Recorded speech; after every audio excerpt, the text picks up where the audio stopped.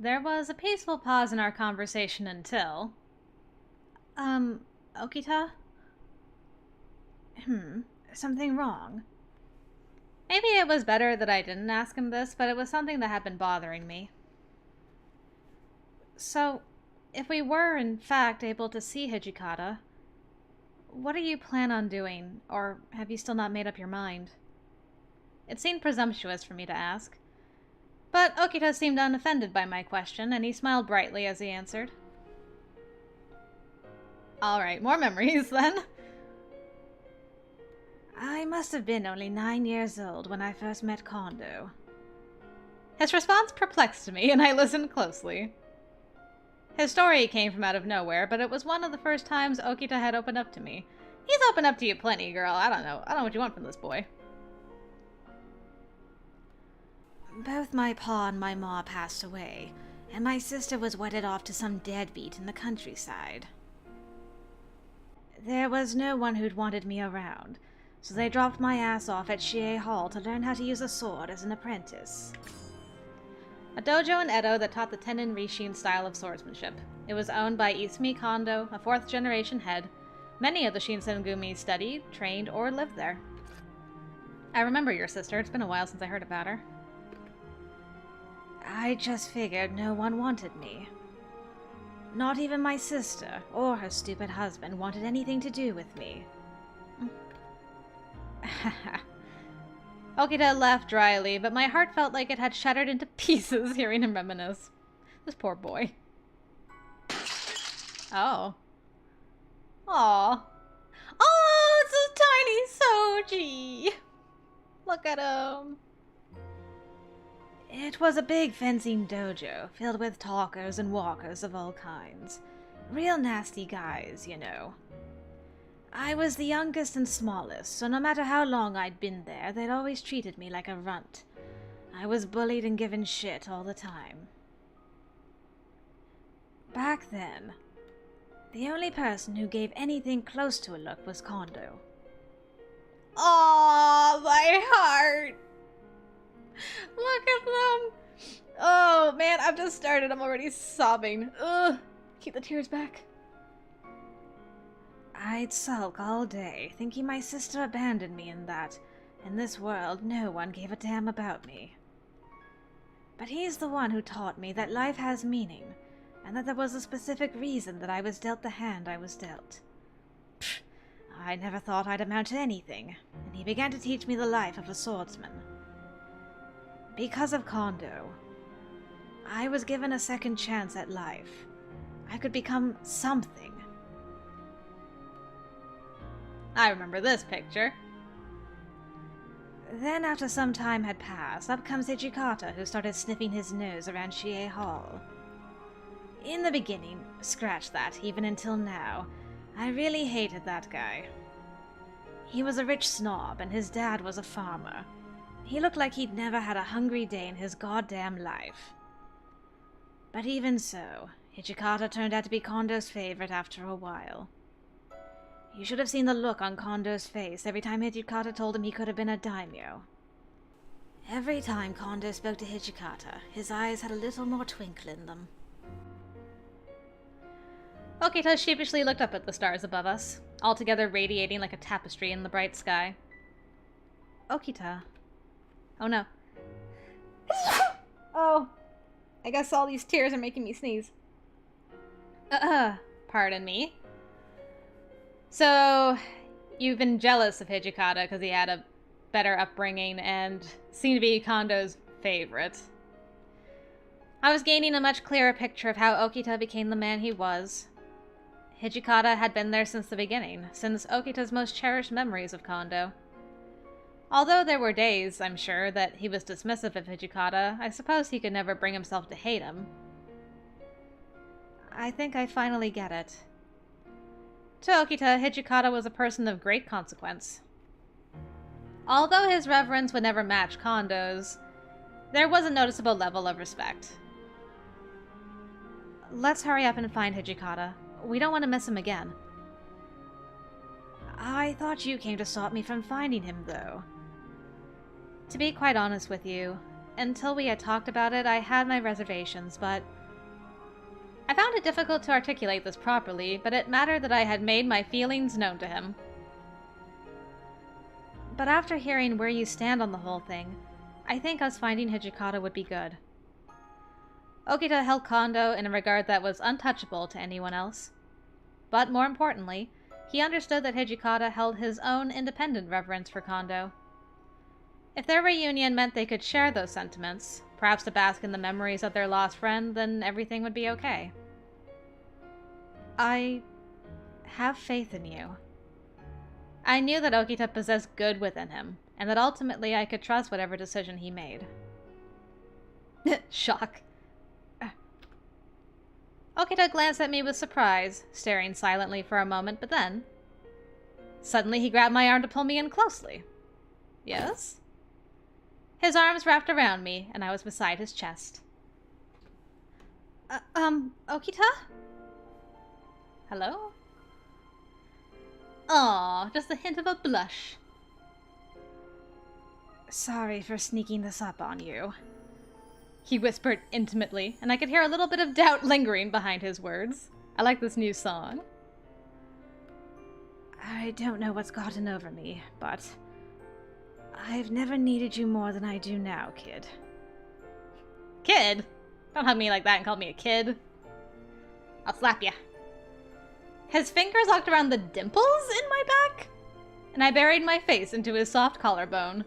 Do you have dimples in your back? This is new knowledge to me. I couldn't speak anymore. My heart beat like a war drum inside of my chest. It's been so long since I've had someone I can talk to. Someone who understands what I'm trying to say. His voice quivered, making his admission all the more sincere. I'm just torn up inside. I can't help myself. I'm so sorry. He hugged me awkwardly, but my love for him was blossoming so fully, nonetheless. It's in full blossom. Okita. His warmth gave me comfort, and I leaned into his soft, supple arms. There was nothing that made me happier than being locked into his tender embrace, feeling his cool breath tickle my forehead gently. I was a little worried he would catch sight of my blushed cheeks, or that the steady beat of my heart would make him nervous. However, he paid no mind to my anxieties, instead squeezing even tighter to melt my worries away. You're a tricky one. He tightened his loving embrace again while smirking kindly as he whispered into my ear. Before I knew it, you slithered your way into my heart. And you know just what to say, almost like it's what I want to hear most. I could sense he was a little embarrassed. Oh! Good, you're saying something. Good job, Chizuru. You make me so happy. Sharing this intimate moment with Okita, when the world around us seemed to be falling apart. We couldn't help but succumb to the hypnotic lull of our passionate embrace. I never wanted to let this moment slip from my memory. It was as transient as it was beautiful, and I savored every part of it. Aww. Eventually, his arms loosened their grip, and he reluctantly let go of me.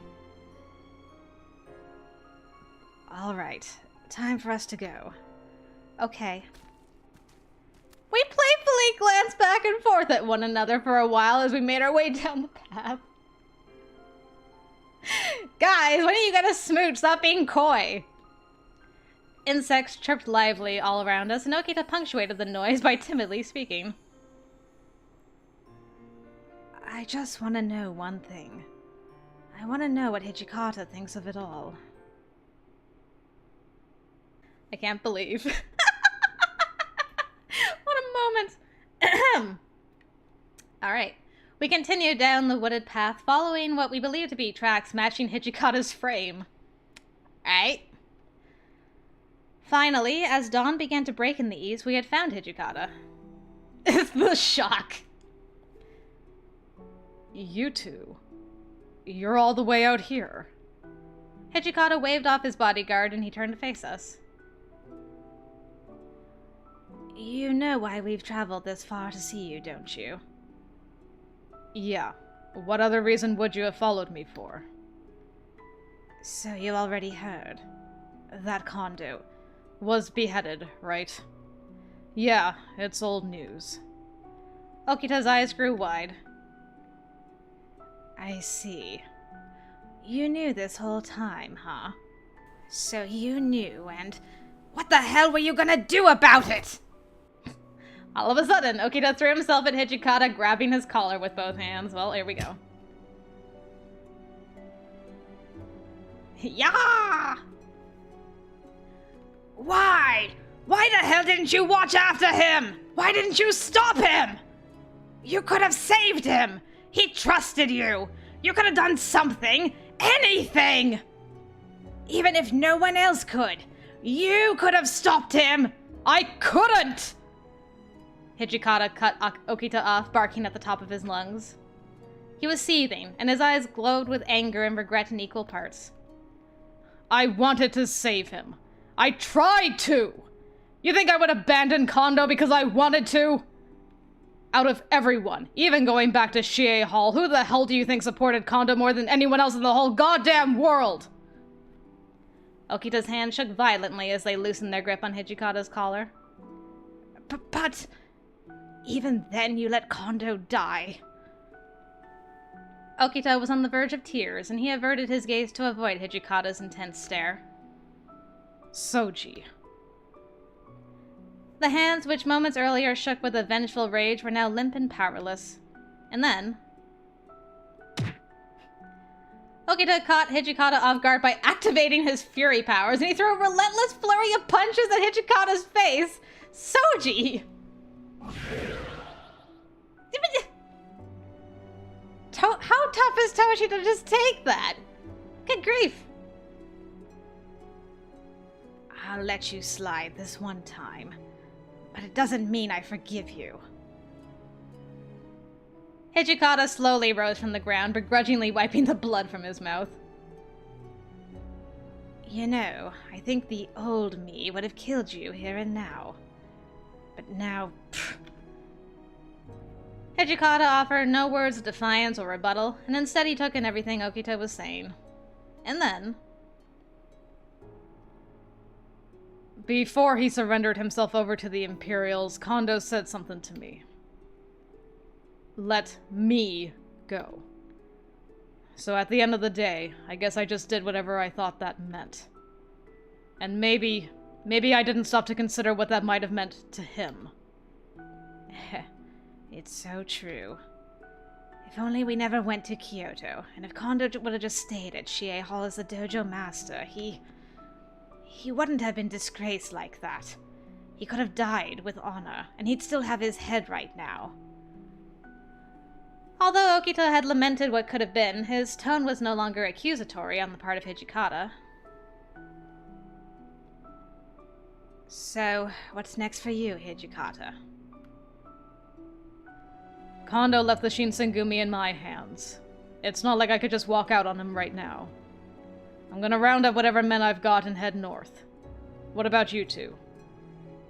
I can't go with you, Hijikata. Hijikata shut his eyes, giving me the impression that he had expected Okita to say as much. Instead of urging him to join, Hijikata merely sighed in acceptance of his old comrade's position. Huh. I see. Hijikata nodded, and while the two of them mutually understood that their paths would soon diverge, neither of them were bothered either way. There's something I need to tell you as well, Hijikata. What? We encountered Yamazaki. He was pretty badly wounded the last time we saw him, and since then he'd separated from us. He wanted me to tell you that he promises he will find you soon. Hijikata's eyes thinned, and he was visibly shaken by my news. However, in typical fashion, he gritted his teeth, and his following response was strained. I see. Thanks for the heads up, kid. Take care of Souji for me, will you? Yes. Please take care of yourself too, Hijikata. Hijikata gave a mild grin. Then he turned his back towards us to walk away. Once Hijikata had gotten out of earshot, Okita spoke up softly. Hijikata's a real dumbass, don't you think? Huh? He said he might have misunderstood what Kondo asked of him. And that maybe he was acting in his own self-interest as opposed to doing what Kondo asked of him, but that's not really how he is, right? I mean, don't get me wrong. Everyone who knew the man at Chie Hall loved him, but the two people who cared the most about him, the ones who actually worked to get him to become a daimyo, were Hijikata and Sanan. In the same way that Kondo gave me a second chance at life, I'm sure Hijikata gave Kondo a second chance at his, too. Aw. But it's ironic that Kondo, of anyone in the whole world, was branded a criminal and beheaded. Okita took a deep breath of the chilly evening air, and he turned to face me. Well, why don't we get going? Huh? Get going? Where are we going to? Huh? Weren't we going to your village to look for Kodo? Sheesh, don't tell me you forgot already.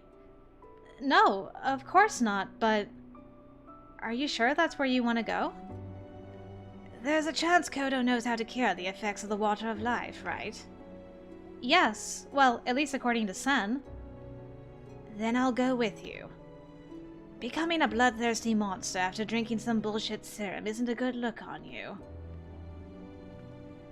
I want to save you, so I'll do whatever it takes till the very end. Okita's kind smile carried with it a hint of melancholia. I couldn't help but worry about what it all meant. I want to save you, too.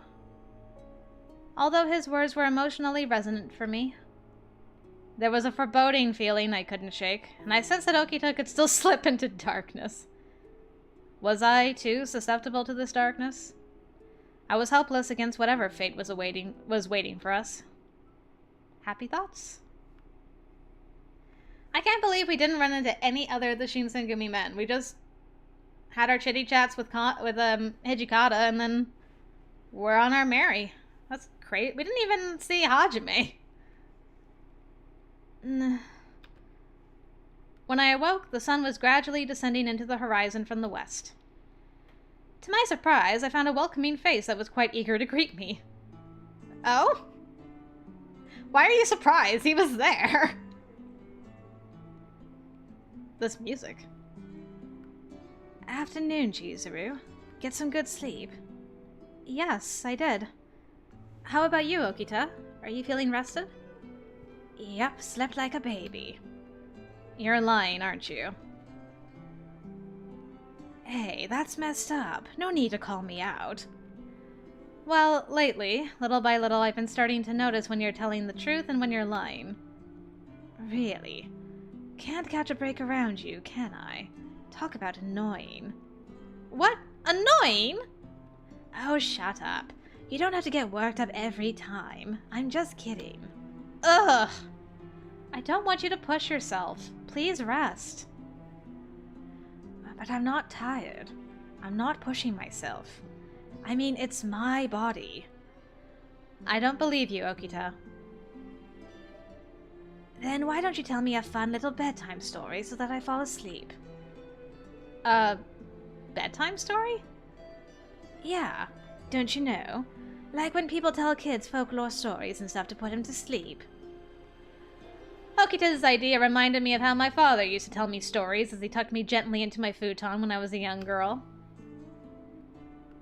So, were you told bedtime stories when you were a child, Okita? Yeah, not every night, though. When I first came to Chie Hall, Kondo would stop by my room before I went to bed, and he would regale me with all these interesting tales. But it would always be Romance of the Three Kingdoms, or the Water Margin. I think at some point I'd heard it so many times I could recite it from memory.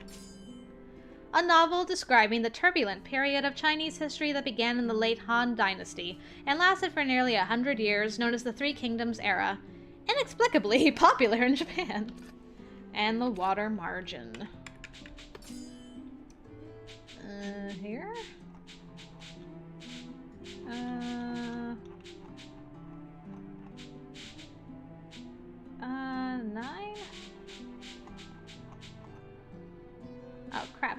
find it. Okay, that's Shea Hall. I went through here to clear all my stuff, so maybe I'll find it. Is it that one? Suikoden. Okay. A story written in China during the Song Dynasty. It tells the tale of heroes gathering near a fortress at Mount Liang, I think I say that, to save China from terror. Okay. Sounds alright.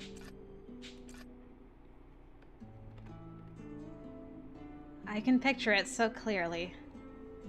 Kondo was always so kind, so confident, and he really worked his ass off. I always looked up to him. I would have done anything he told me to.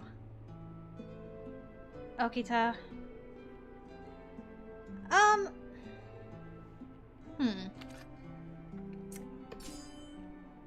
mean, obviously I looked up to him, but I think a lot of people did. I think we should say he was lucky to have known him. I'm sure he would agree with that sentiment. Okita, I think you should count yourself as a very lucky man for having such a positive influence in your life at a young age. Well, if I never met Kondo, there's no doubt in my mind that I'd be way more cuckoo than I am now. That's not what I meant! I know. But this is who I am. So where's the rest? Tell me more why you think I'm so lucky. When I first met everyone in the Shinsengumi, I had written it off as a stroke of bad luck. I bet. But then, as I grew more comfortable around everyone, I was able to learn so much more about them and myself than I could have ever imagined. But it wasn't all sunshine and cherry blossoms, though, was it? I mean, it probably would have been better luck for you if you never learned that your dad was some lunatic who was turning humans into monsters. No, that's not what I mean. I mean, that was quite the surprise, but if my father was committing all the egregious acts that I'd learn about later, then I don't think it would be right for me to bury my head in the sand. There is a sense of perspective that only emerges when you experience pain and suffering. Alright! Man, you're so positive. If you had to deal with half of the crap I had to as a child, you probably wouldn't have become half of the cynical asshole I am today. Aw, Souji. Huh? Are you... Was he complimenting me? I think that was a genuine compliment. Or was he simply commenting that I was as hopeless as he joked I was? Well, take it either way. You see, I think there are still people in this world who don't have a bad bone in their body. No matter what happens to them, there's no way anyone would ever hate him or similarly be hated by him. In that way, you and Kondo are pretty similar. What? My heart suddenly melted in my chest. To Okita, Kondo was the paragon of kindness, a figure who represented every trait Okita respected. Huh? Did I say something? You're blushing.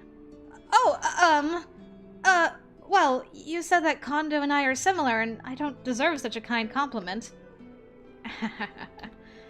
You're a weirdo, you know that. You're blushing because I compared you to Kondo.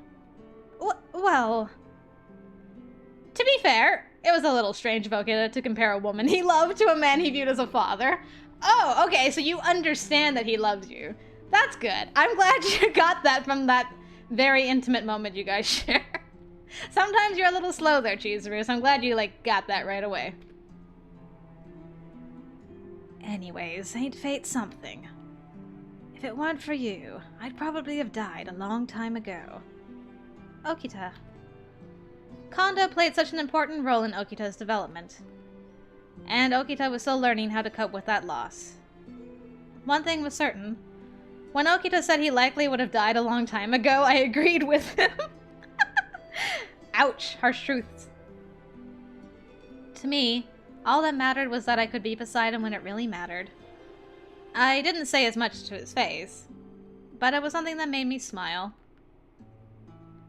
Hey, Chizuru.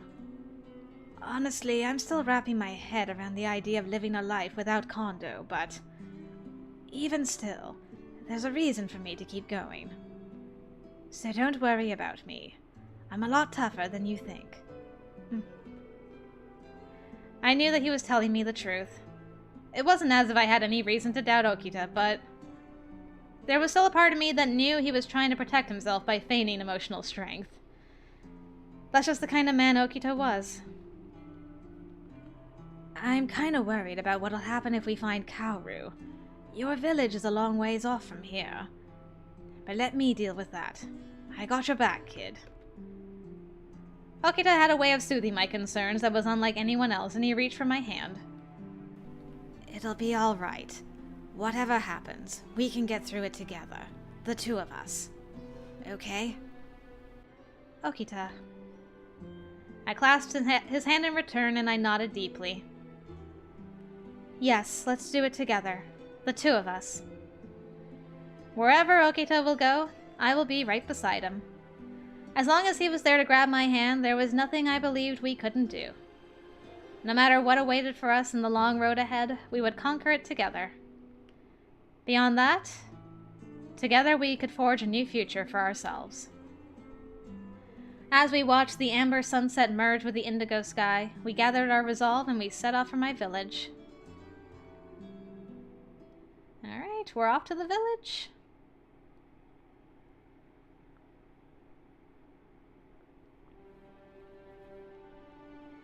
Chapter 4.